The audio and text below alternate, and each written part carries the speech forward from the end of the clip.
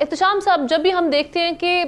International market میں قیمتیں کم ہوتی ہیں، اس پہ ہم دیکھتے ہیں کہ یہاں کی حکومت اس طرح سے نہ تو فائدہ عوام تک منتقل کرتی ہے، لیکن جب بڑھتی ہیں تو تب جواز ہوتا ہے پیش کرنے کے لیے جی انٹرنیشنلی اس کی قیمتیں بڑھ چکی ہیں۔ دیکھیں آمنہ، یہ تو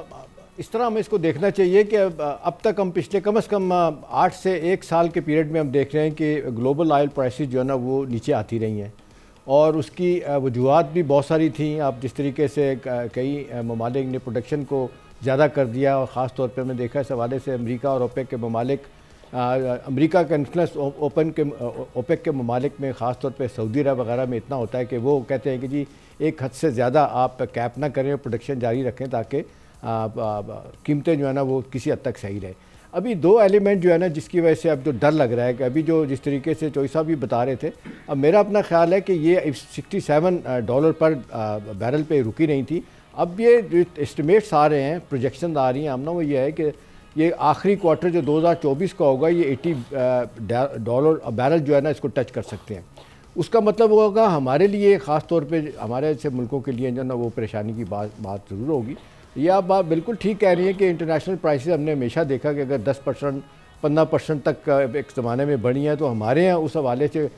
کمی ہوئی ہے، اس میں تو ہمارے یہاں اس حوالے سے کمی نہیں ہوتی تھی۔ مطلب ایک جنرلی ہم نے دیکھا کہ $20 $25 $30 تک بھی بڑھایا گیا پر بیرل،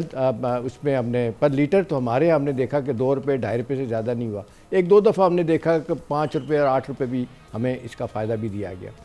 لیکن سب سے اہم سوال ہمارے کانٹیکسٹ میں آمنہ یہ ہے کہ یہ پروڈکٹ جو ہے آئل اینڈ گیس کی اور یہ ڈیزل اور گیس کی، جب اس کی پرائسز بڑھتی ہیں نا تو یہ بڑے برے طریقے سے افیکٹ کرتی ہیں پوری سوسائٹی کو، ٹرانسپورٹ سیکشن کو، اور پوری آپ جس کو کہتے ہیں کہ ہر چیز مہنگی ہو جاتی ہے۔ دکاندار آپ لینے جائیں آپ سبزی، وہ بھی کہتا ہے کہ جی تیل کی قیمتیں بڑھ گئی، اگرچہ اس کا اس سے کوئی تعلق واسطہ نہیں ہے، لیکن یہ ہوتا ہے، اس کا ایفیکٹ ہوتا ہے۔ اب میتھڈ آف دا میڈنس تو یہی کہتا ہے کہ جی ایک طرف تو آپ کہہ رہے ہیں کہ جی مہنگائی ہم سنگل ڈیجٹ میں لے آئیں، ہم انٹرسٹ ریٹ جو ہے نا وہ 17 سے 15% پہ لے آئیں، اس کو مزید کم کریں گے۔ اگر یہ پھر اسی نہج پہ چلی جاتے ہیں، یہ تھوڑا سا جو فائدہ ہمیں ہوا ہے جس کی وجہ سے ہم اگرچہ کوئی اتنا بہت بڑا فائدہ بھی نہیں ہوا کہ ہم کہیں کہ جی کوئی